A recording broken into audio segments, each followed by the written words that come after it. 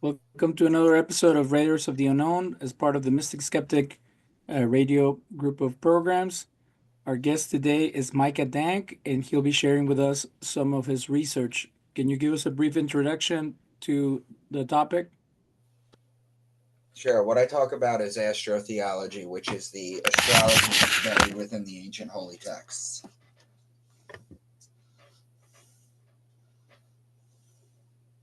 So, for our radio audience, you're showing us an image that says the Bible is also gematria, etymology, numerology, symbology, and psychedelic, the 12 holy sciences, like the 12 zodiacs. Right. The scriptures are also metaphysical, astrological, anatomical, alchemical, spiritual, esoteric, and mythology. They are not literal, historical, reality, or original.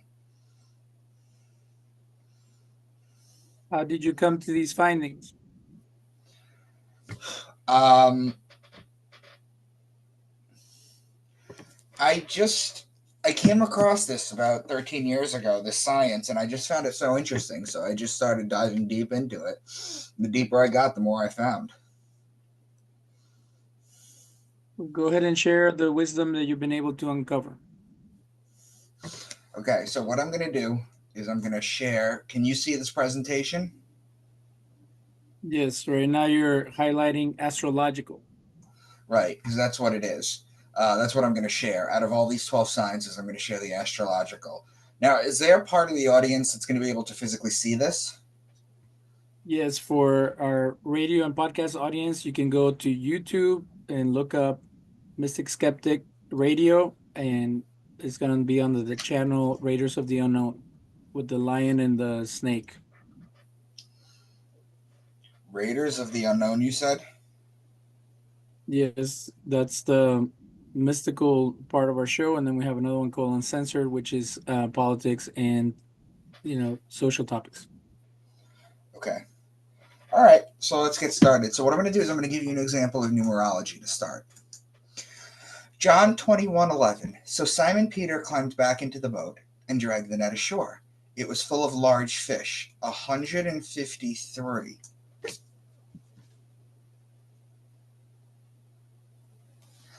But even with so many, the net was not torn. So it mentions 153 fish right here. Well, this what you're looking at here is the Vesica Pisces. It's actually um, right here in the middle. It's the Vesica Pisces. It's two intersecting circles. But if I do this, you might recognize the symbol. Pisces being the two fish, there's the one fish, and there's the two fish. So Now, in the this right here, So in Christian symbology, fish was a symbol of the followers of Jesus because they were the fishers of men, and you've been able to draw two fish in those intersecting circles. right. Now, the mathematical equation for the center is 265 over 153. So there's your 153. It's also a Fibonacci number. So when they say there's 153 fish, they're talking about this. This is numerology. This is mathematics. So I'm going to read you something ahead of time because you're going to start to see these patterns and you're going to want to know why. Hold on, What before is you move on, can you tell us what feminology is? Like you mentioned, 153 was part of another mathematical theory. the Fibonacci? Correct. Right, it's a Fibonacci number. What happens is you add the previous number. So it would be 1, 1, 2, 3. Hold on one sec, let me get it. 1, 1, 2, and then 3, and then 5, because 3 plus 2 is 5. And then 5 plus 3 is 8. And then 8 plus 5 is 13. And 13 plus 8 is 21. And you continue to go. It's a fractal pattern that's found throughout the universe. So, what is the point of this? Well, we take for granted that we have calendars, clocks, watches, weathermen. The ancients didn't have any of that. They had sundials. In the Bible, they worked on dream interpretations for harvest. They had to know things. They needed to know Taurus is when you put the plow on the bull and plant as above, so below. The Bible is an encoded farmer's almanac and was the knowledge of staying alive the most important thing. They would look up at the stars and see all this movement and make stories up about them and pass them down to their children, then them to their children, etc. Eventually, they learned how to write and wrote them down, and it evolved from Sumerian to Babylonian to Egyptian to Judaism in the Old Testament, then to the Christians in the New Testament. And this quote that I like to read is from John Dominic Crossan. He says, "My point, once again, is not that those ancient people told literal stories, and we are now smart enough to take them symbolically, but that they told them symbolically, and we are now dumb enough to take them literally." So what I want to show you here is this is the zodiac, and this is going to make a lot more sense once I explain the 12 signs and I start walking you through how this decodes. For example, this is Aries right here. The patterns that you can make with Aries would be here. These two signs, Pisces and Taurus, which are its connecting sign. The other pattern you can make is its opposing sign, which would be Libra. And you're going to find that when you make these connections, it's always going to follow with these patterns. Always. So there's questions you can ask in the Bible. How Jesus was able to heal the blind, how he walked on water, how he turned water into wine, why he had 12 disciples, why he was betrayed with a kiss by Judas, why he was dead for 3 days, why is his birthday on December 25th. All that is astrology, and I'm going to show you that. Now, Genesis 1:14 says, "Let lights appear in the sky to separate the day from the night." That's the sun and the moon. "Let them be signs," that's the zodiac, "to mark the seasons, days, and years." And I'm going to teach you that. Now, each zodiac sign is called a house, or an era, or an eon, or a sign, or a mansion. There's different words that they use, but they mean the same thing. It's a zodiac house. What I'm going to do is I'm going to teach you the 12 signs, and in each sign I'm going to throw a couple keywords that attach to the sign, and then we're just going to basically go hunting, and I'm going to show you how this pattern unfolds. So the first sign I talk about is Aquarius. Even though Aries is technically the beginning of the year, the spring, I start with Aquarius because it's closer to the beginning of our year. The story of Aquarius goes back to the story, or one of the iterations goes back to the story of Zeus and the young boy. And the story of Zeus and the young boy is basically Zeus saw a young boy, underage, by the way, a young boy that he wanted in Mount Olympus, in heaven with him. And he was obsessed with this boy. And the boy's father wouldn't let him go, so he ends up basically bargaining with the boy's father, and eventually the boy is allowed to go up. While he's up there, he's serving out of this water pitcher the gods something called ambrosia, which is the nectar that they drank. And he's serving them day in and day out. And he gets fed up with doing this. So one day he goes to the edge of the land and he pours it out, which causes a flood on Earth. That's where the Greeks get their flood story from. Anyway, he, in a moment of self-reflection, because Zeus saw what he did and caused great havoc, he was going to punish him, because Zeus is usually a very angry, judgmental, sexual, just a deviant god. He was going to punish him, but in a moment of self-reflection, which was unlike Zeus, he basically goes, I probably shouldn't have brought the boy up. He was young, he had friends, he had a life. So instead of punishing him, what he does is instead of punishing him, he immortalizes him as the constellation Aquarius. So the key words for Aquarius would be man, because Aquarius is the sign of the man, whereas Virgo is the sign of the woman. Baptism, because this is how you baptize someone, just like this picture. Water pitcher, because that's a water pitcher. Fountain, because a lot of the Greek fountains and statues were built like this. Stream, river, pond, lake, ocean, and sea. Now, Aquarius, if you know astrology, is an air sign. But because they have water here in this picture, they used it to encode water, whereas Pisces is the sign of the two fish in the water. Pisces is actually a mutable water sign. So all the same water examples: stream, river, pond, lake, sea, ocean. So Aquarius and Pisces, this is why I start with Aquarius, because Aquarius and Pisces are both water. Now, when you're talking about which water, it depends on the patterns that it's going to make in the heavens, which will make sense later. Now, in Aries, you have the ram. And in Aries, you have March 21st, which is the spring equinox. It's a 12-hour day and a 12-hour night. It's also the Passover. There's three types of Passovers that occur during Aries. The first is the astrological Passover, which is when the sun passes over the equator and starts to make its way to its height in the summer solstice. The second Passover is the Jewish Passover. That's when the angel of death passes over all the houses in Egypt, and anyone that doesn't have the lamb's blood, lamb is a baby ram, by the way, the lamb's blood identifying themselves as the Jewish people of Aries, whereas the Egyptians were the people of Taurus, the bull. This is why the Jews blow the ram's horn during the high holidays. Anyone that doesn't identify themselves as that, their firstborn sons get killed. And then you have the Christian Passover, which is the resurrection of God's Son, which is Easter. And Easter's astrology too, because you have the March 21st, the spring equinox, and then you have the first full moon after that. And then after the first full moon, after the spring equinox, you have the first Sunday, and that is Easter every year. That is how they describe. That is how they figure it out. Now, Taurus is the bull. Hold on a sec.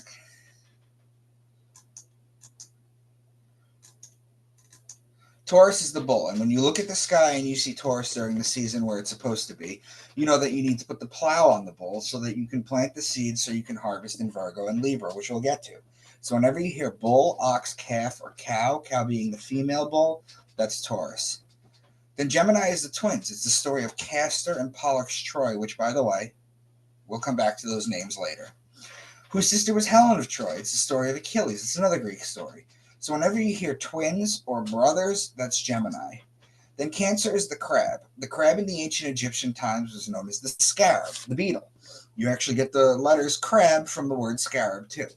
So the reason it's the crab, is Cancer, is because the sun is going to, on December 25th, right here, start to rise a degree on its axis.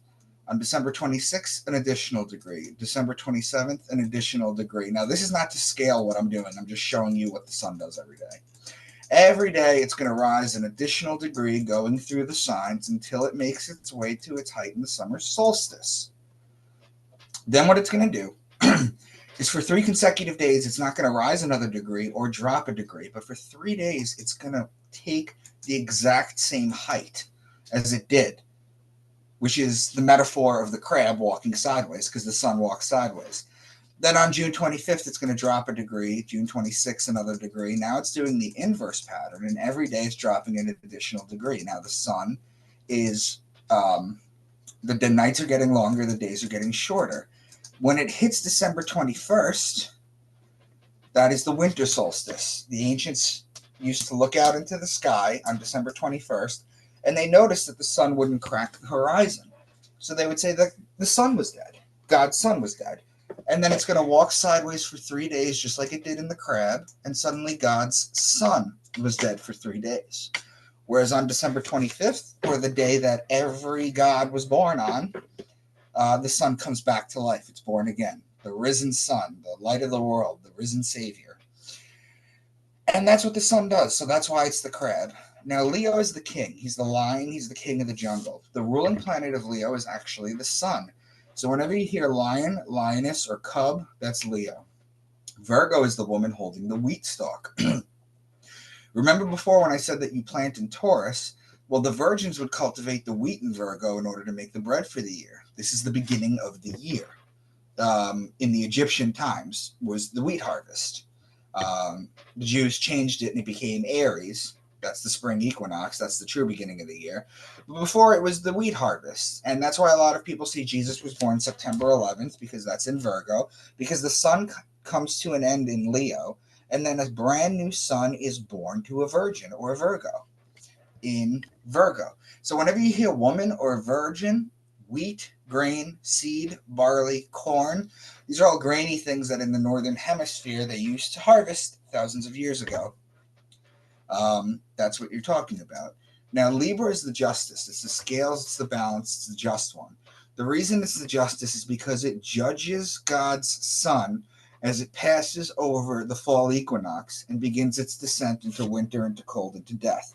The Jews always celebrate their new year around the fall equinox. So in 2023, the Jewish New Year was September 15th. That is in the middle of Virgo. That is when the New Year would have occurred in Egypt, in the Egyptian times. Now, 8 days after the Jewish New Year, it's always 8 days, there's a holiday for the Jews called Yom Kippur, which is the Day of Atonement, or the Day of Judgment. Well, 8 days plus September 15th is September 23rd. That is the first day of Libra. Of course, the Day of Judgment has to happen with the scales, with the judging. So it's all law-related things for Libra. Law, judge, justice, the just one, divorce, marriage, court. It's also wine and olive season. That's when you make the wine and the oil. So all law-related things, all wine, grape-related things, and all olive-related things. Then Scorpio is the scorpion, and he is the betrayer. When a scorpion attacks you, it leaves an imprint in your skin that looks like a pair of lips. It's why the mafia has the kiss of death, and it's why Jesus was betrayed by Judas with a kiss.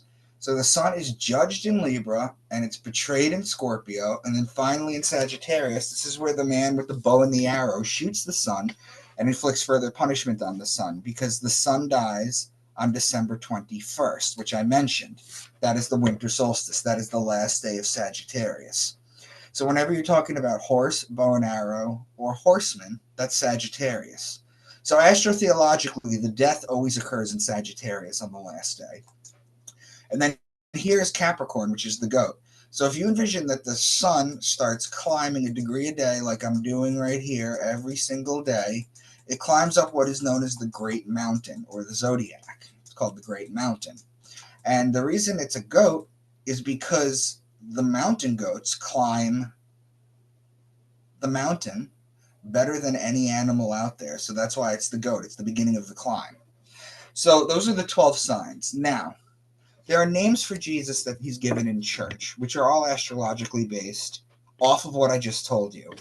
For example, Jesus right here with the sun behind his head, because he is the sun. He represents the Son of God. For example, he's called, Capricorn is the goat. He is called the scapegoat of Israel.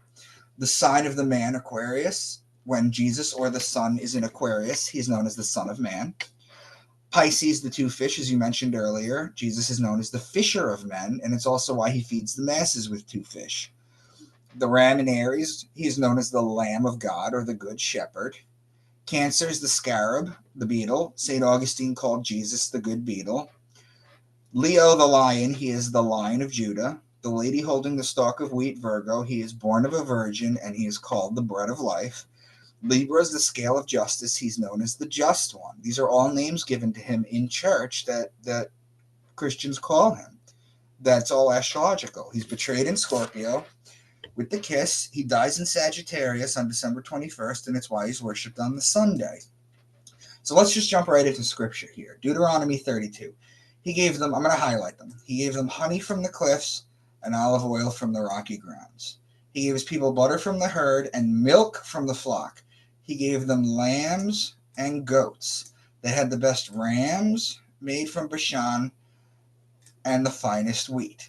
They drank the best wine made from the juice of red grapes.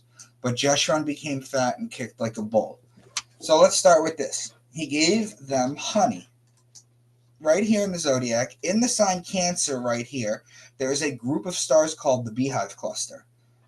That's where the honey comes from, the Beehive Cluster. And if you trace it back even further, the Beehive Cluster was called the Manger back in the day. Now, this day right here that I'm highlighting right here is the cusp. This is the first day of summer. That's Cancer. So that's the beehives. That's the honey. The olive oil comes from Libra. That's when you crush them. He gave his people butter from the herd and milk from the flock. Right here in Sagittarius, the last day of Sagittarius is the first day of winter. That is where the milk comes from, because the Milky Way galaxy centers in Sagittarius. So your land here from the first day of summer until the first day of winter is your land of milk and honey, the right side of the zodiac. It's not a place on earth. He gave them lambs, that's Aries, and goats, that's Capricorn. He gave the best rams, that's Aries, from Bashan, and the finest wheat, Virgo with the wheat stalk. They drank the best wine, that's Libra, from the juice of red grapes. That's Libra. But Jeshurun became fat and kicked like a bull. That's Taurus. There's 10 signs here. So that's just an example. Now what I'm going to show you is how you use the zodiac to break this down. The Mount of Olives. Jesus led his disciples to the Mount of Olives after his last Passover so he could teach them a few more things. Pray. Let me highlight this. Jesus led his disciples to the Mount of Olives for his last Passover so he could teach them a few more things, pray, and wait for Judas to betray him. While walking to the Mount of Olive, he gave the parable of the true vine. So watch what I'm going to do. Passover takes place here in Aries, where right after that, he's walking to the Mount of Olives. Well, olives take place here in Libra. That's its opposing sign. Now, while he's in Libra, he's waiting for the betrayal. Well, the betrayal comes in the very next sign, Scorpio. But he's not in Scorpio because he says he's waiting for the betrayal. So he's still in Libra, which is law, wine, and oil, remember? So he gives the parable of the true vine, which has to do with grapes. So you start in Aries, then you go across to Libra, and then you're waiting. So that's one pattern. And then you're waiting for Scorpio. That's the next pattern. But while you're waiting for Scorpio, you're still in Libra. So that's how you begin to use this. Now, if I show you Revelation 4:7, the first living creature was like a lion. The second was like an ox. The third had a face like a man. The fourth was like a flying eagle. The first living creature was like a lion. That's Leo. The second was like an ox. That's Taurus. The third had a face like a man. That's Aquarius. The fourth was like a flying eagle. Now, in astrology, the scorpion is the belly-crawling creature. It's the lowest form of life on Earth. It slithers on its belly. In fact, in the Garden of Eden, in Genesis, the first thing that God does is not kick them out after the deception. The first thing he does is he takes the legs away from the snake so it has to slither on its belly. It's a punishment. In Mexico, during Santo de la Muerte, men get in their suits, get on their hands and knees and their bellies, and they crawl to church. It's a punishment. However, the ascendant of Scorpio, its evolved form, is the eagle, which is the highest flying form of life on Earth. The eagle evolves the scorpion actually evolves 8 times in astrology. You have the scorpion, that's one, and then you have the eagle, that's its evolution. The eagle evolves into the phoenix. The phoenix is the story of Christ. It's the story of a flaming ball of life on earth that dies and is resurrected from its ashes. There's also the dove. There's a bunch of there's 8 total for Scorpio, but they're irrelevant. So what I wanted to explain was that the eagle is Scorpio. So you have Leo, Taurus, Aquarius, and Scorpio. Those are the 4 fixed signs of the zodiac. So what I show you here is there's 12 zodiac signs, and there's 4 seasons. So each season has 3 signs in each season. Now, Cancer, Libra, Capricorn, and Aries. This is where the season begins. This is known as the cardinal sign. That's why there's cardinals in church. If I were to take one of these signs right here, you can break them down into 3 10-day segments called deacons. That's why you have deacons and cardinals in church. So the Cancer, Libra, Capricorn, and Aries is the cardinal sign. The next sign over would be the fixed sign, which I'm showing you right now. The next sign over is known as the mutable water sign. Now, the reason it's called fixed sign is because Leo, Scorpio, Aquarius, and Taurus are in the middle of the season. They're fixed in the season. It's the middle of it. Leo's in the dead of summer, Scorpio's fall, Aquarius is winter, and Taurus is spring. And if you'll also notice too, it makes this lovely pattern when you connect them. It makes a cross right through the zodiac. The lion Leo and the man Aquarius are opposing signs. The ox Taurus and the eagle Scorpio are opposing signs. It makes this X through the zodiac wheel. In Ezekiel 10:14, each of the cherubim had 4 faces. One face was that of a cherub, the second the face of a human being, the third the face of a lion, and the fourth the face of an eagle. It's the same thing. Now, Revelation 12, a great sign appeared in heaven, a woman clothed with the sun, with the moon under her feet, and a crown of 12 stars on her head. She was pregnant and cried out in pain as she was about to give birth. Then another sign appeared in heaven, an enormous red dragon with 7 heads and 10 horns and 7 crowns on its heads. Its tail swept a third of the stars out of the sky and flung them to earth. A third of the stars. So check this out. A woman clothed with the sun is just a metaphor for the sun being in Virgo. If the sun is in Virgo, the moon will be at her feet. So if we go back to here, this is also a clock. There's 12 signs and there's 24 hours a day in the clock. So the sun spends 2 hours a day in each sign. So Capricorn here, this is midnight to 2, 2 to 4, 4 to 6, 6 to 8, 8 to 10, 10 to 12, 12 to 2, 2 to 4. And Virgo is 4 to 6. Okay? So if it's 4 to 6 p.m. like it is, or like it was half an hour ago here on the East Coast, I mean, the sun is still out at 6:30.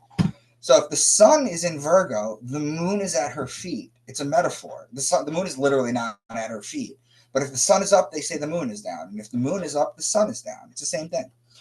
Another sign appeared in heaven, an enormous dragon. Its tail swept a third of the stars out of the sky and flung them to earth. The constellation Draco is the dragon. Its tail goes from Aries to Sagittarius, which I'm highlighting right now, which is 4/12 of the sign, or a third of the stars out of the sky. So this is just celestial poetry that they're showing you right here. Matthew 10:16. Behold, I send you forth as sheep, that's Aries, in the midst of wolves. Well, in Libra, there's a constellation called Lupus, which borders the Libra line. Those are opposing signs. The serpent is the serpent in Ophiuchus, which is the serpent bearer, which is right here between Scorpio and Sagittarius. And the dove is one of the 8 evolved forms of Scorpio. So you have right here. So it's opposing sign. That's one connection. And then Libra, Scorpio, and Ophiuchus. That's one opposing sign and then 3 connecting signs. So I've given examples of astrotheology in the Old Testament as well as the New Testament. I've been accused of cherry-picking verses from the Bible to prove a point. So let's take a much longer passage and see if we can decode it as well. What I'm going to read to you right now is God's reply to Job after Job has been sitting there for like pages and pages in the Bible, just calling out to God, begging him to say something or to ease his pain, for that nature. Job 38:32. Oh no, hold on a minute. I went back one. Job 38:32. Can you lead forth the Mazzaroth? The Mazzaroth was left intentionally untranslated on purpose because they don't want you to know that the Mazzaroth, and you can look this up, is the zodiac. The Mazzaroth over time becomes the word Mazalot, which survives in Judaism today as Mazel Tov, which means good fortune from the stars. So what is the Lord's challenge to Job? He says, can you bind the chains of the Pleiades? Can you loosen Orion's belt? Those are celestial metaphors, obviously. Now, the Pleiades are in Taurus, and Orion's belt is in the cusp between Taurus and Gemini. Then he says, can you bring forth the constellation in their seasons or lead out the bear with its cubs? The constellation are the zodiac above, and the bear and its cubs are Ursa Major, the Great Bear, and Ursa Minor, part of the Big Dipper, which is part of Gemini, Cancer. Well, Taurus, Gemini, and Cancer are 3 signs in a row. That's how it opens up, God talking to him. Who can tip over the water jars of the heavens? That's Aquarius. Literally, that's the picture of Aquarius. Do you hunt the prey for the lioness and satisfy the hunger for the lions? That's Leo. So Taurus, Gemini, Cancer, and Leo, you have 4 signs. So you have Aquarius right here. I'm just highlighting what has been mentioned already. And then you have this pattern right here of 4 signs in a row. So that's how it starts, but it continues. Who provides food for the raven? That's the constellation Corvus, which means raven and borders on Virgo. Do you watch where the doe bears her fawn? That's Mriga, meaning deer, and is located in Orion. Who let the wild donkey go free? That's Acellus Borealis, meaning donkey, and is located in Cancer. Will the wild ox consent to serve you? That's Taurus. The wings of the ostrich flap joyfully. That's Lambda Achille or Al Thaliman, which means 2 ostriches in Arabic. Do you give the horse its strength? So they mentioned the horse, so we know it's Sagittarius. But if you keep reading, it laughs at fear, afraid of nothing. It does not shy away from the sword. The quiver, see, they mentioned the quiver. What is the quiver? The quiver sits on the side of the horse and holds the arrows because it's a man on a horse with a bow and arrow. That's Sagittarius. Does the eagle soar at your command and build its nest on high? Well, that's Scorpio, the eagle. Finally, can you pull on Leviathan with a fish hook? Leviathan was an ancient fish deity, just like Mithra, just like Dagon. These are competing Piscean deities, fish deities. That's Pisces. So if we now look at the zodiac wheel, we have Aquarius and Pisces, they connect. We have Sagittarius and Scorpio, they connect. And then we have 1, 2, 3, 4, 5 signs that connect. You're only missing 3 of the cardinal signs. You're missing Aries, so they didn't mention the ram or the lamb or the shepherd. You're missing Libra, so they didn't mention the wine or the oil or the law. And you're missing the goat. So this is a pattern here too. These are the 3 of the 4 cardinal signs. So that's Job. That's the oldest book in the Bible. Now, answers to questions at the beginning. How Jesus was able to heal the blind. Well, in the story, the blind man comes up to him and he says, "Can you heal me?" And Jesus is like, "Yeah, through your faith, I'll heal you." So he takes dirt and he spits on it and he puts it in his eyes. And then when it falls off, he's able to see. Well, the sun literally does the same thing too. Because in about an hour, I'm going to be blind. I'm not going to be able to look outside and see anything. It's going to be pitch black because the sun is gone. I'm going to need the sun to come up in the morning and literally touch my eyes to give me sight again. How he walked on water? Well, we know the story that Jesus walked on water, but the sun does the same thing too. The sun walks on water. If you've ever gone on a fishing trip and seen a sun in the early morning or in the late afternoon, dancing on the body of water. And the Jews wrote the New Testament in Greek. It wasn't written by Christians. The New Testament was entirely written by Jews. Christos is Christ's name. It's his title, and it means anointed one or oil. Oil also walks on water. So how he walked on water, he does that literally. Then the sun does that too. And Christos does that too, the oil. How he turned water into wine. This is not a parlor trick. This is actually a process. See, the reason God is considered a man and earth is considered a woman has to do with one thing, and it has to do with the rain that comes from the clouds. The sacred fluid. In Hebrew, the word is shemen. We get the word semen from it.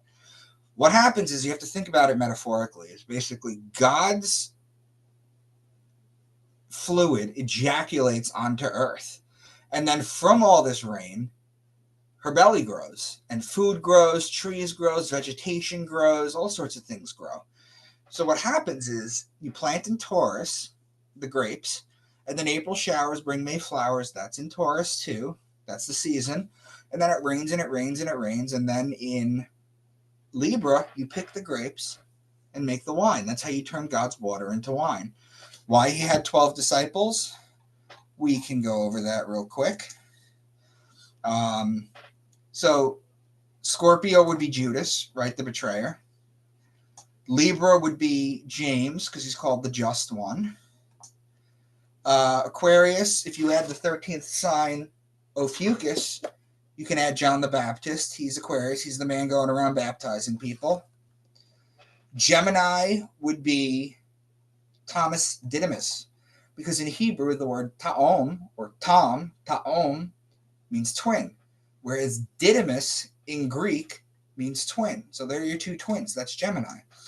Pisces, you have Simon Peter, because Michael goes to Mike, Thomas goes to Tom.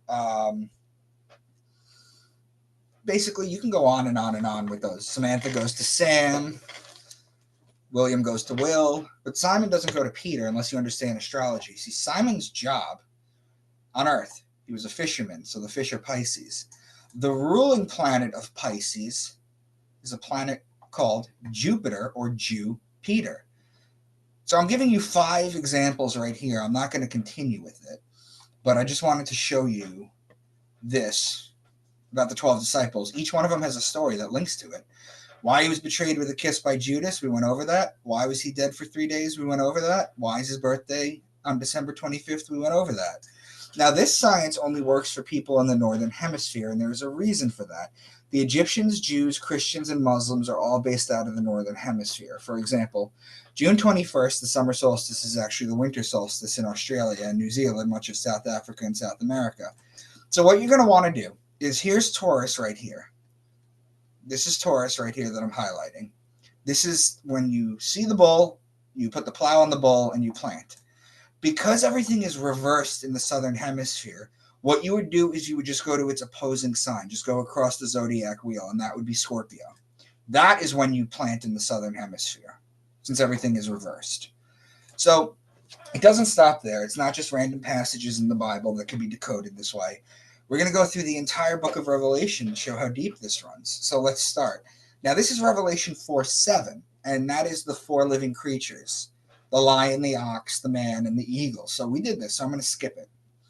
Revelation 5:5. Then one of the elders said to me, "Do not weep. See, the Lion of the tribe of Judah, the root of David, has triumphed. He is able to open the scroll and its seven seals." Well, the Lion of the tribe of Judah is Leo. And of course he's able to open the seals, because the ruling planet of Leo is the sun. I watched as the Lamb opened the first. This is Revelation 6:1.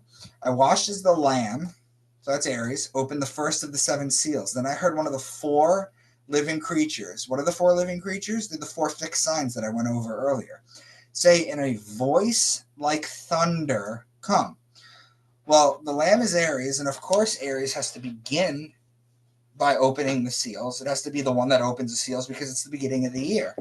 Now, the interesting thing here, too, is that they mention voice like thunder. Well, in Hebrew, the word for thunder actually translates to voices. So what they used to do is they used to hear thunder and they used to think God was speaking to them. Revelation 6:2. I looked, and there before me was a white horse. Its rider held a bow. Who's the horse with the bow and the arrow? That's Sagittarius. Then I heard what sounded like a voice among the four living creatures again. That's the four fixed signs, saying, 2 pounds of wheat for a day's wages, and 6 pounds of barley for a day's wages. Well, that's Virgo, the wheat and the barley, the bread and the beer. That's when it's made.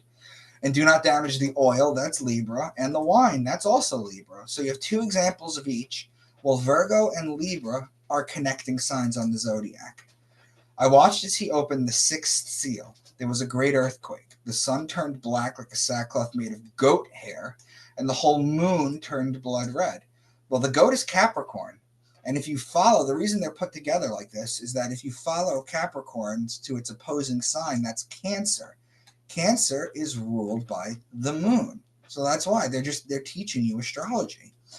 Then I heard the number of those who were sealed, 144,000 from all the tribes of Israel. There are 7 chakras. The root has 4 petals, the sacral has 6, the solar plexus has 10, the heart has 12, and the throat has 16, which equals 48. The third eye chakra is represented by 96 and only has 2 petals because it's 2 times as powerful as the lower chakras. That's 48 times 2 is 96. The crown chakra is 1,000 times more powerful than the lower 6 chakras. When you add the lower 6, you get 96 plus 48 is 144, and you times that by 1,000 and you get your 144,000. When you've activated all your chakras, that is when you get to go see God. It's not a fixed number of people that get to go to heaven, like the Jehovah's Witnesses believe. That's not it. This is sacred information here. Revelation 9:3. And out of the smoke, locusts came down on the earth and were given powers like scorpions on the earth. Well, the locusts, I'm going to show you in like 5 minutes or 10 minutes that the locusts are actually a food source. So that's how it's good. But a scorpion, what's the power of the scorpion? It betrays. That's what the scorpion does. It betrays. So how does the locust betray then? How did it get that power? Well, if you put too many of them together, it's a pestilence. It's literally one of the plagues. The locusts looked like horses prepared for battle. On their heads they wore something like crowns of gold. So the locusts looked like horses. That's Sagittarius. The crown of gold would be the sun in Sagittarius. And their faces resembled human faces. Their hair was like women's hair, and their teeth were like lions' teeth. They had tails with stingers like scorpions. So the woman's hair is Virgo, the lion is Leo, and the scorpion is Scorpio. Scorpio and Sagittarius are connecting signs. Leo and Virgo are connecting signs. So it's just so interesting. Now this is Revelation 12, which we did already. That's the dragon. Revelation 13:2. This is just a short sentence. The beast I saw resembled a leopard, but had feet like those of a bear and a mouth like that of a lion. So in the sign Gemini, there is a constellation called Camelopardalis, which is a breakdown of 2 words, camelos and pardalis. Camelos means camel, pardalis means leopard. The giraffe's original name was camel leopard. It was Camelopardalis. That's what they called it because that's what they thought it looked like. Camelopardalis is in Gemini. Ursa Major is the bear, is in Cancer. The lion is Leo. So the beast I saw resembled a leopard, that's Gemini. Feet like those of a bear, that's Cancer. And a mouth like that of a lion, that's Leo. That's 3 signs in a row. Then I saw a second beast coming out of the earth. It had 2 horns like a lamb, that's Aries, but it spoke like a dragon. Well, the dragon starts in Aries. So this one is actually just talking about Aries. Cargoes of cinnamon and spice, of incense, myrrh and frankincense, if you don't know, are olive plants. So that's Libra. And guess what? Of wine, that's Libra. And of olive oil, that's Libra. Of fine flour and wheat, that's Virgo. Those are connecting signs. Cattle, that's Taurus. Sheep, that's Aries. Those are connecting signs. Also, the sheep and Libra, myrrh, frankincense, wine, and oil, are opposing signs. Horses and carriages. The horses are Sagittarius, and the human beings are Aquarius, the man, and Virgo, the woman. So my point, once again, is not that those ancient people told literal stories, and we are now smart enough to take them symbolically, but that they told them symbolically, and we are now dumb enough to take them literally. So what I'm going to do now is I'm going to give you a deep dive into the book of Matthew. But I'm going to pause here for a second and ask for any feedback. What do you think so far? Is this making sense to you?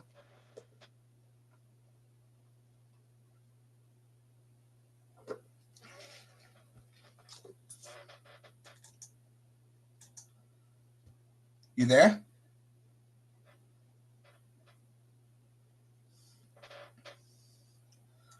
Yes, I'm here. So what do you So think so far? there was a couple of things that seemed a stretch, but the majority of it, based on my knowledge of theology and astrology when I was younger, I can see the connections.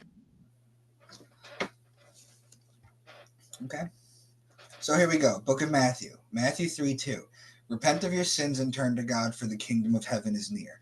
Each gospel begins at one of the 4 major points of the zodiac. That's here, summer, fall, winter, spring. The cardinal signs.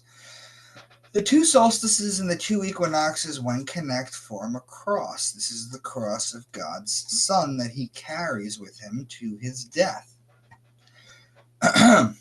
The kingdom of heaven is Leo right here, whose ruling planet is the sun. This is the only sign the sun rules over. So the closest point to here is here. So this is June 21st. This is where the gospel starts. This is the cusp handover date between Cancer and Leo. It's the beginning of the kingdom.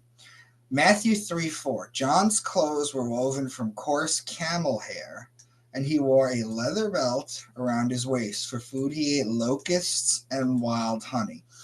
If we take the most famous drawing of a man, Leonardo da Vinci's Vitruvian Man, and superimpose it onto the zodiac, we can make sense of this. You don't have to use Vitruvian Man. You can use a stick figure. It's going to give you the same results. Now, when you're on the cusp or handover date, you're able to talk about both signs. So right here, because I'm between Cancer and Leo, I could talk about the crab. I could talk about the donkey, Acellus borealis. I can talk about the beehive cluster. I could talk about pretty much anything. And here in Leo, I could talk about the lion. But if you're only in the sign, you can only talk about that one sign. Cancer is the head. So here's the mouth. And here's Cancer. This is where the beehive cluster is. And the head is in Cancer. So that's why he's eating the wild honey. Leviticus 11, what's clean and unclean to eat. All flying insects that walk on all fours are to be regarded as unclean by you. There are, however, some flying insects that walk on all fours that you may eat. Those that have jointed legs for hopping on the ground. Of these, you may eat any kind of locust. So there it is. Katydid, cricket, or grasshopper. So when they're trying to tell you a pound of grasshoppers is 3 times as nutrition as a pound of beef, know that it's biblical that they're trying to get you to eat bugs. Now, we started in Leo, then we went to Cancer. A little lower down on the body is the clothes made out of camel hair. So this is in Gemini, so this would be like right around here, right? Because you had the head, so this is a little lower. So this is where you wear the clothes. Clothes made out of camel hair, or camelopardalis, which is in Gemini. Then a little lower on the body, that's Taurus. This is right here. It's like the midsection. This is where you would wear the belt. Taurus represents the bull and the female is the cow, which is where you get the leather from, the belt, the leather from the cow.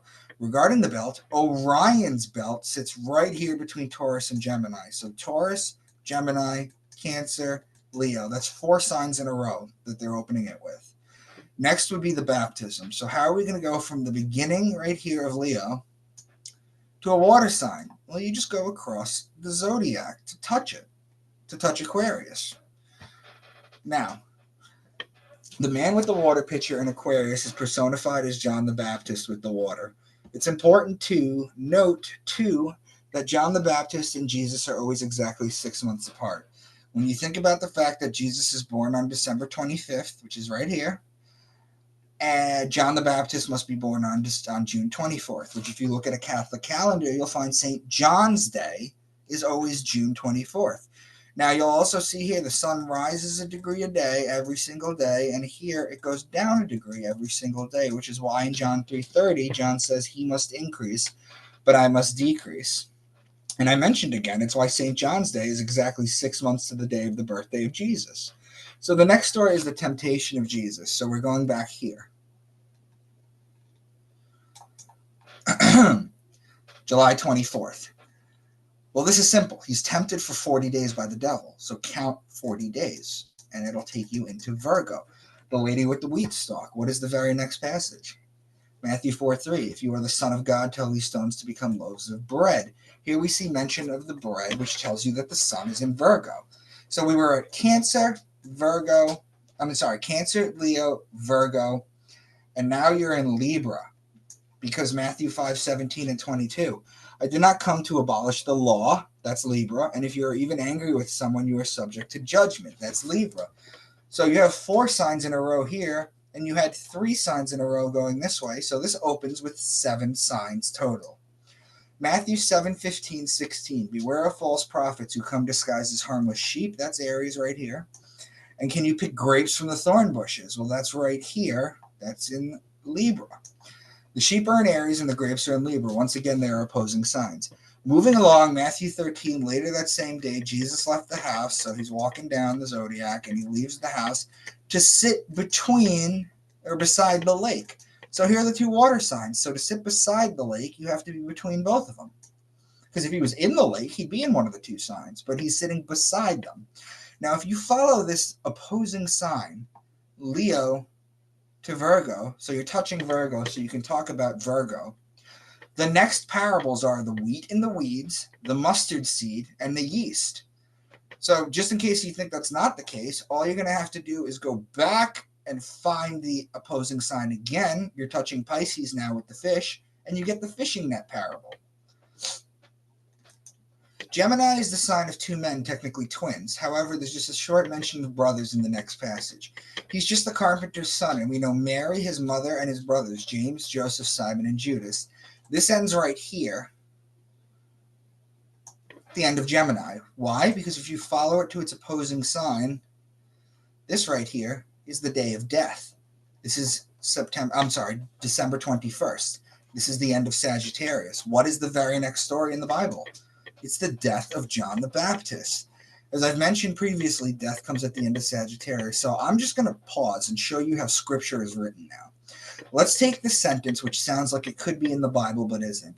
If I say to you, the rulers were divided between war and love, it split the land in half. You could read that as a literal translation. Or, the ruling planet of Aries right here is Mars, who's the god of war. The ruling planet of Libra right here is the goddess of love, Venus. There's your war and love. And if you look at it, it literally splits the land in half, like I'm showing you.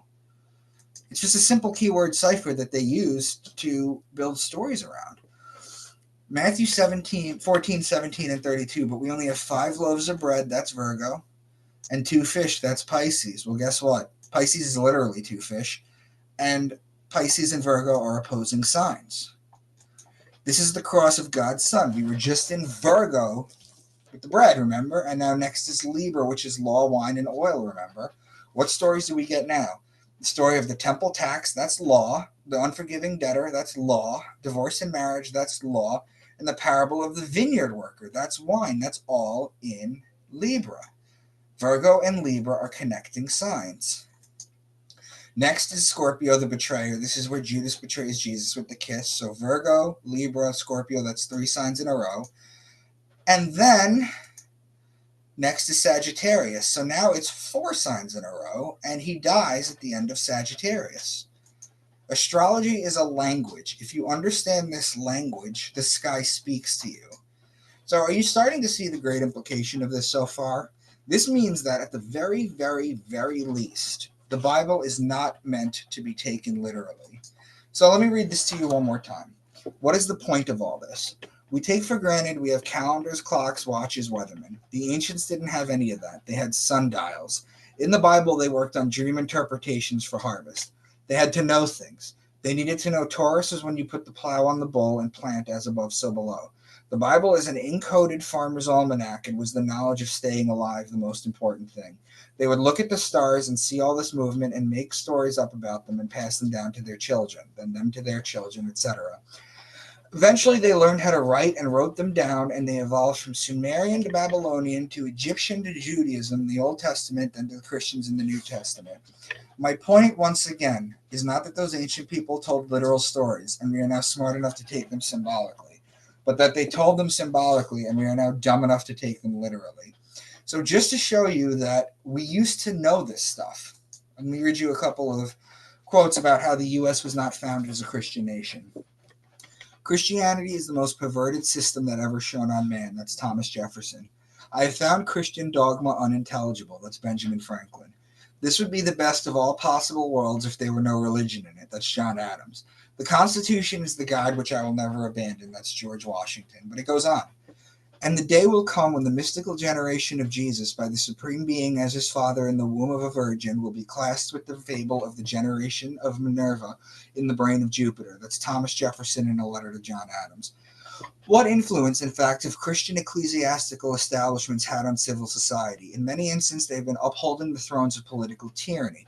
In no instance have they been sent as the guardians of the liberties of the people. That's James Madison. The purpose of separation of church and state is to keep forever from these shores the ceaseless strife that has soaked the soil of Europe in blood for centuries. James Madison. And this is a 250-year-old quote from Thomas Paine, one of the founding fathers. The Christian religion is a parody on the worship of the sun, in which they put a man called Christ in the place of the sun and pay him the adoration originally paid to the sun. Now I'm going to show you how they use the science against you in society. Why do they always crash the stock market in Libra? The Panic of 1907, October 1907, Teddy Roosevelt, Republican. Wall Street crash of 1929, October 24th, 1929. That's the handover date to Scorpio. Herbert Hoover, Republican. Black Monday, October 19th, 1987. Ronald Reagan, Republican. Friday the 14th mini crash, October 13th, 1989. George H.W. Bush, Republican. Stock market downturn of 2002, October 9th, 2002. George W. Bush, Republican. 10% in most of the world's indices drop. October 24th, 2008. That's a handover date to Scorpio. George W. Bush. That's Republican. So there is a pattern here that is forming every time they want to force a stock market crash. Now, the reason most Christians or Catholics or anybody that believes in Jesus won't talk to me is because of this, the Roman Catholic Catechism 2116. All forms of divination are to be rejected. Recourse to Satan or demons, conjuring up the dead, or other practices falsely supposed to unveil the future. Consulting horoscopes, astrology, palm reading, interpretation of omens and lots, the phenomena of clairvoyance, and recourse to mediums, all conceal a desire for power over time, history, and in the last analysis, other human beings, as well as a wish to conciliate hidden powers. They contradict the honor, respect, and loving fear that we owe to God alone. This movie, Face Off, right here, from the 90s. John Travolta and Nicolas Cage. Well, Nicolas Cage and his brothers' names were Castor and Pollux Troy. That's Gemini.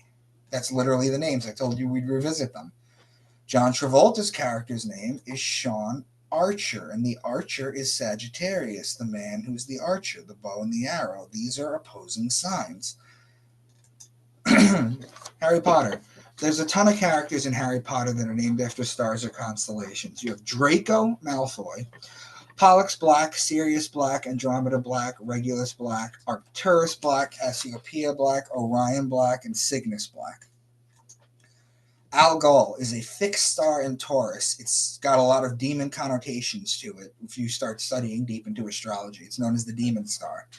A long history of evil attached to it. Well, in Batman Begins, the evil character's name is Ra's al Ghul, who gets his name from Al Ghul or Al Ghul. This is the 1990s song video for the Cranberry Zombie. Here's Dolores O'Riordan. She's painted gold like the sun, and her head dressing represents the rays of the sun, much like Jesus in the Crown of Thorns. Well, in the very next scene, you have the sun on the cross, and here's Sagittarius right here ready to take her out, because Sagittarius is where the sun dies. But it's not just the Bible. If you don't know by now the Bible is not original, you still might have doubts.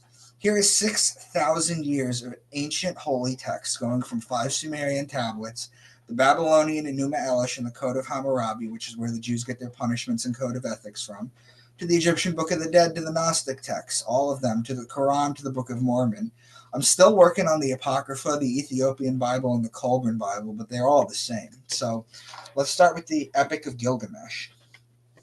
May the bear mourn you, the hyena, the panther, the leopard, deer, jackal, lion, wild bull, gazelle. May the rivers Udalaya and Euphrates mourn you, whose sacred waters we offered to the gods. May the young men of the great walled Uruk mourn you, who cheered when we slaughtered the bull of heaven. Hello, the bull of heaven, that's Taurus.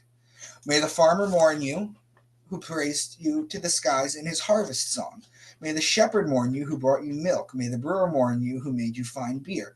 May Ishtar's priestess mourn you, who massaged you with sweet-smelling oil. May the wedding guests mourn you like their own brother. The bear is Ursa Major, the great bear, which is in Gemini and Cancer.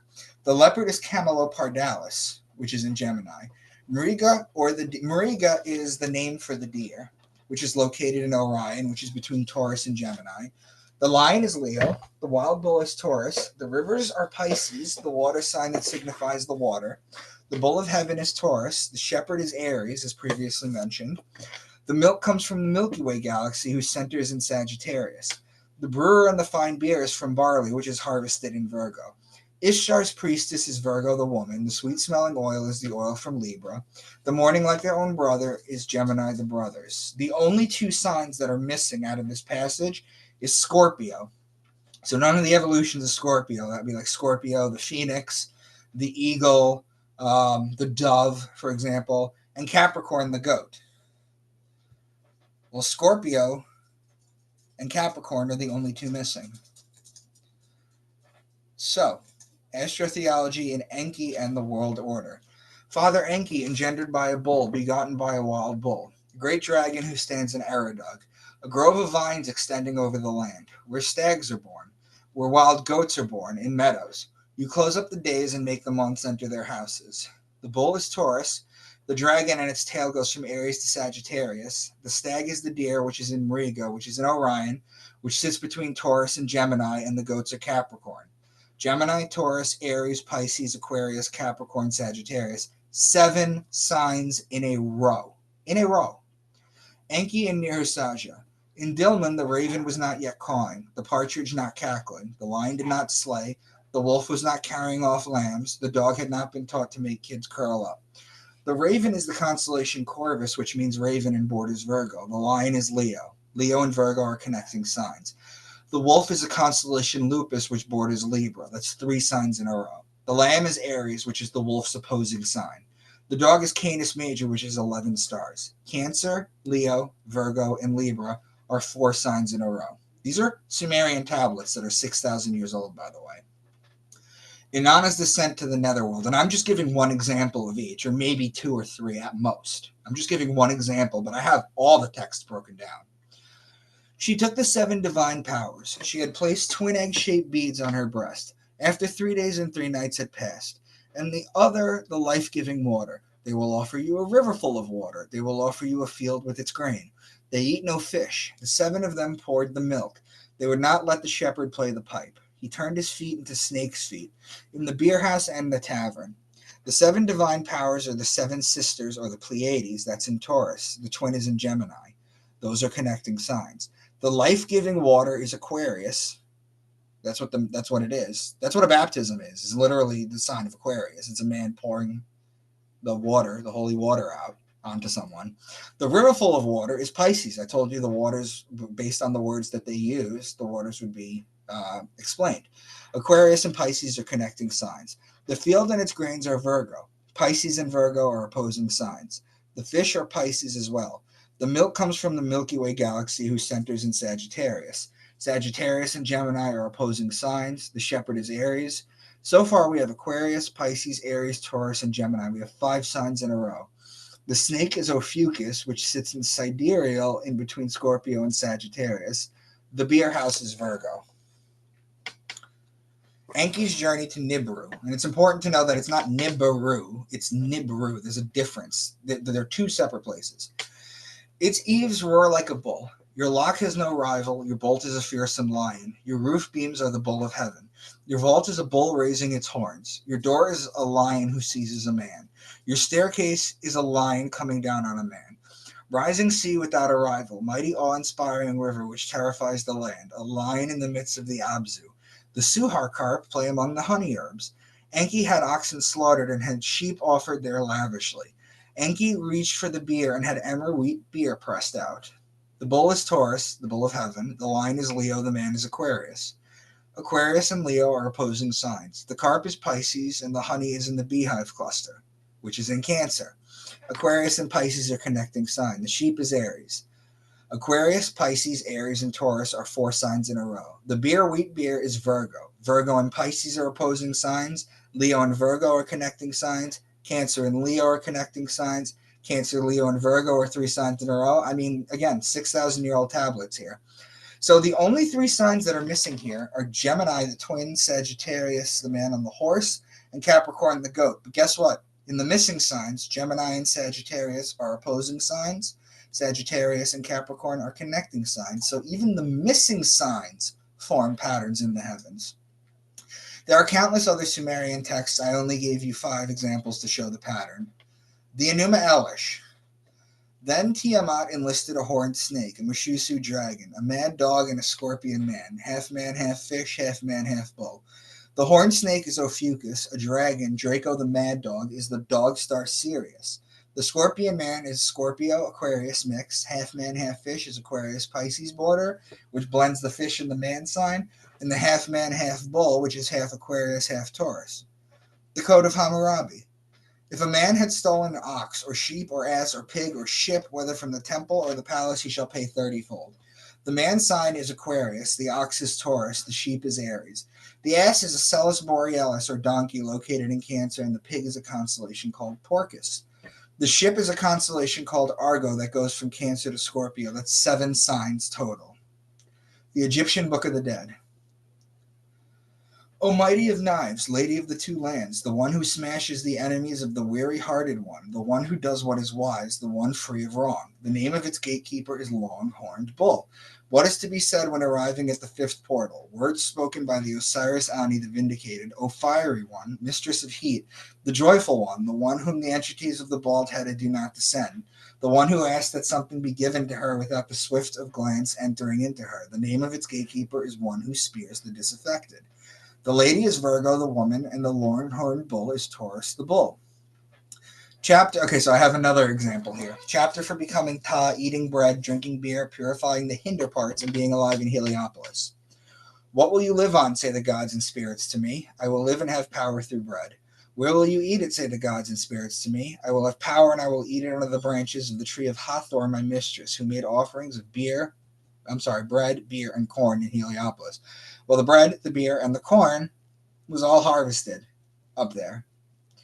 Those who are in Heliopolis bow to their head to me, for I am their Lord, I am their bull. The bread, beer, and corn is all Virgo when you harvest. The bull is in Taurus. The bull is Taurus. Heliopolis is the city of light in Egypt. It was called On, O-N, which is why when you trying to become enlightened metaphorically and you go into a room and it's pitch black, you have to turn the lights on because everything is spiritual. The Book of Enoch. So now we're in the biblical Gnostic text. Chapter 8:2. Samjaza taught enchantments. Armoros the resolving of enchantments. Barakijil taught astrology. Kokabel the constellations. Ezekiel the knowledge of the clouds. Sariel the course of the moon. And in those days shall the mountains leap like rams, that's Aries, and the hills shall also skip like lambs, that's Aries, satisfied with the milk, the Milky Way galaxy whose center is in Sagittarius. The Gospel of Q. Give us our daily bread today. Which of you would give your child a stone if they ask for bread, or would you give them a snake if they ask for fish? The bread is Virgo, the snake is Ophiuchus, and the fish is Pisces. Pisces and Virgo are opposing signs. Everyone who divorces his wife and remarries is unfaithful to her, and whoever marries someone who's divorced is unfaithful too.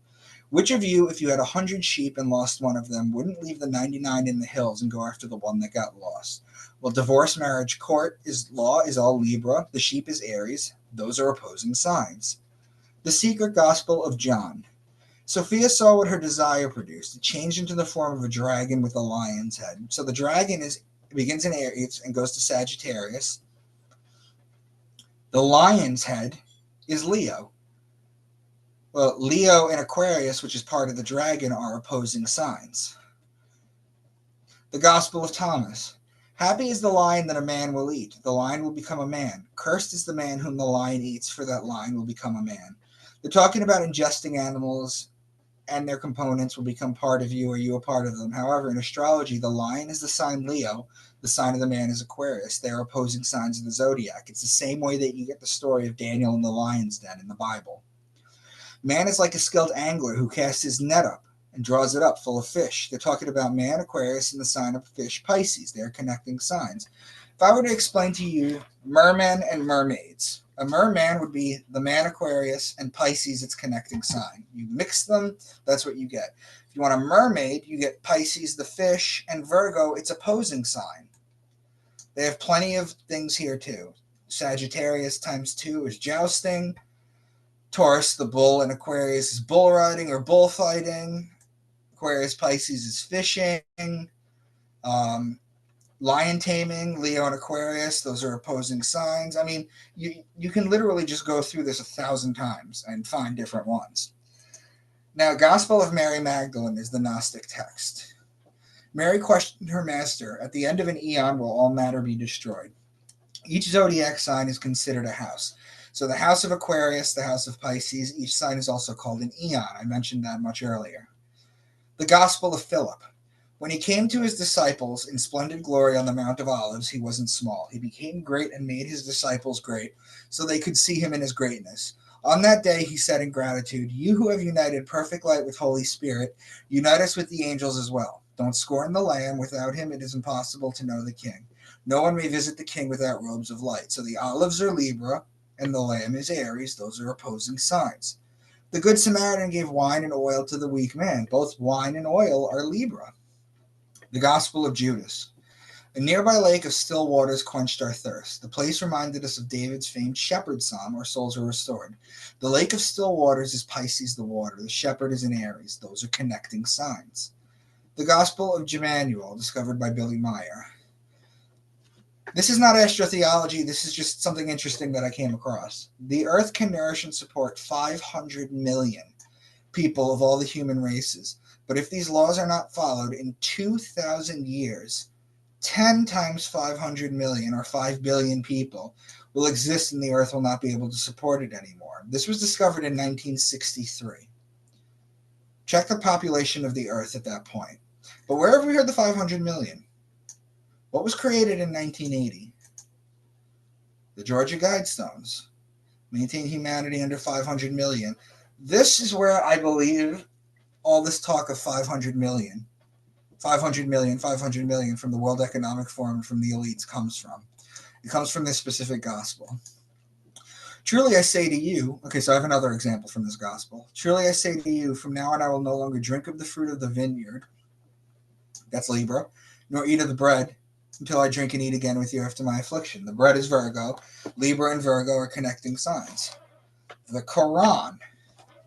Those who do not know say, why has not the Lord turned the word to us? And why will he not show us a sign from heaven?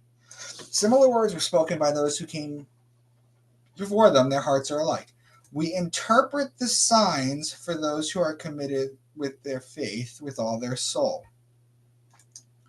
And how beautifully all people see the love of earthly passions. Here are women and sons.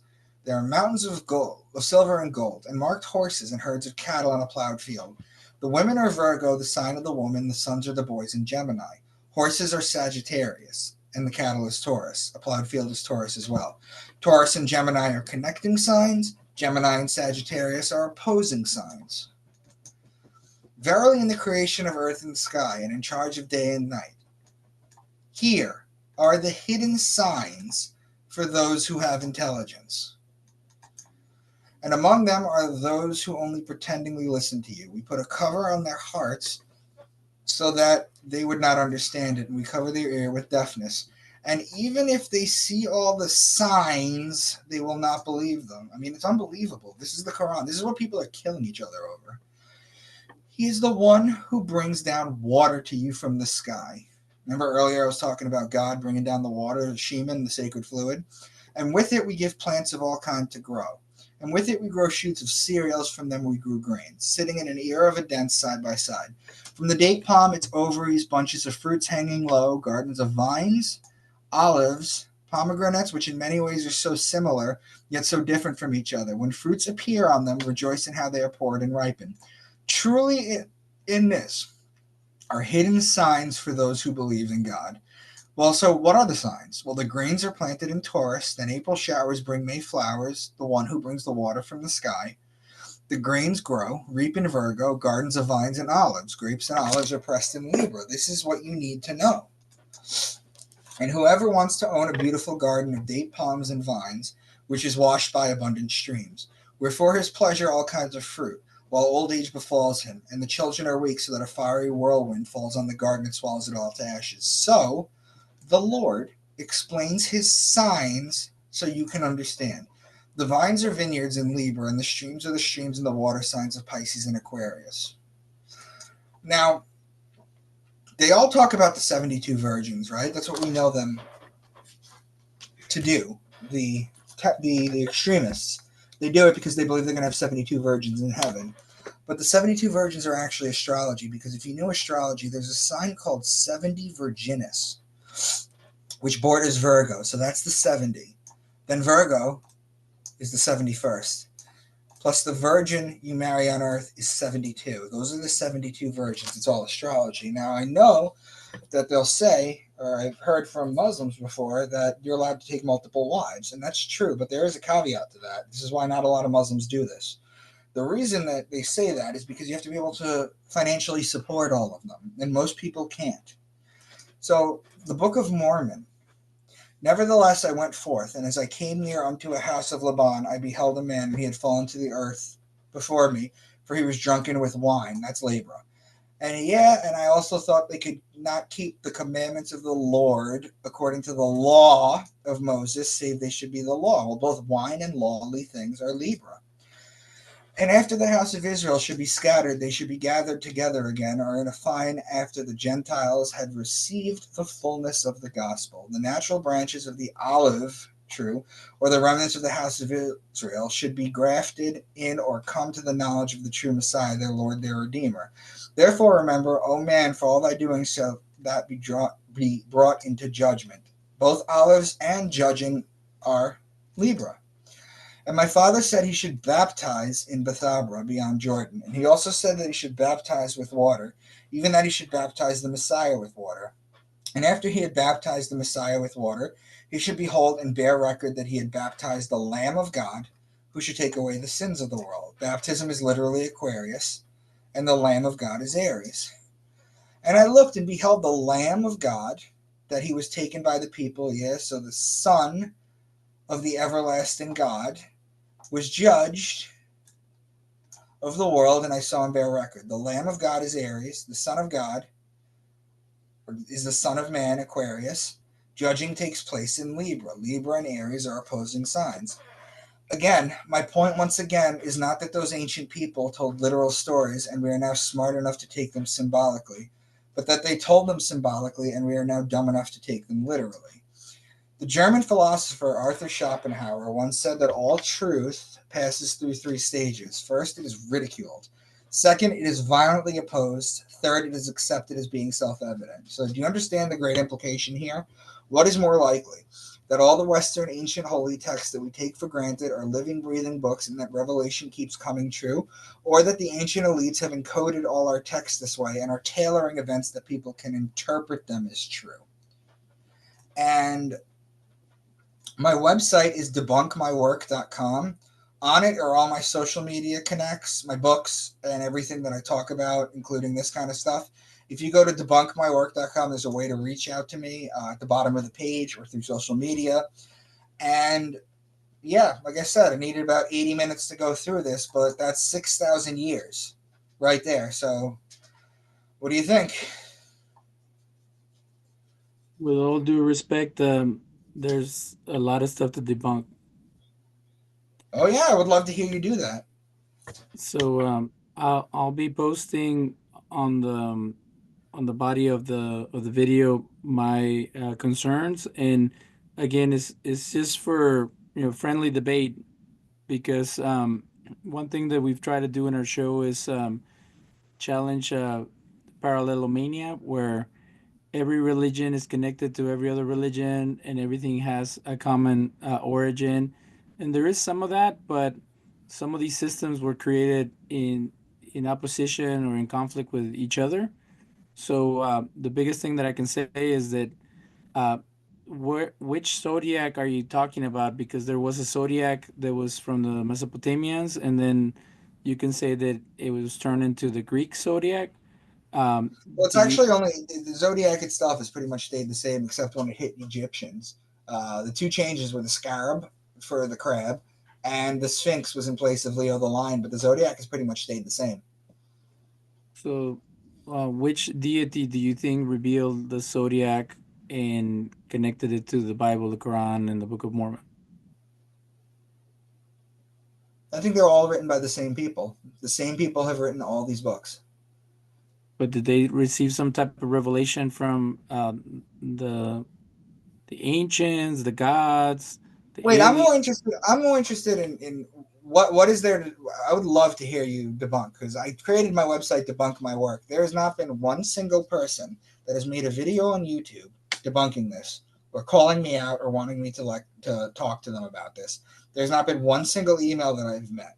I've not received a single death threat, and just all these things just pile in together. So if you have information that you would like to debunk this with, I would love to have another conversation with you. Okay. Well, I again, it's all in good fun. This show was started in the quest for knowledge, so I appreciate you sharing this and giving you this opportunity to open our minds. So we will schedule another time to go through it, but at the end, is we allow for our audience to make up their mind on their own. So um, if we have other people who would like to chime in on the conversation, they can always contact you or me. Our email is mysticandskeptic@gmail.com. And if they go to your website, they're able to contact you there, right? Yeah, go to my website, debunkmywork.com. All my social media is on there. And if you scroll to the very bottom of the page, you could send me an email. Okay, wonderful. Well, we'll post your presentation in its entirety on YouTube, and then we will make a two shows on the radio since the show is only an hour long. Okay. And again, I really appreciate you contacting us and sharing what you know. And I'm interested in the other 11 topics that you mentioned. So maybe we can do this as an ongoing series. Sounds good. Talk to you soon. Wonderful. Take care.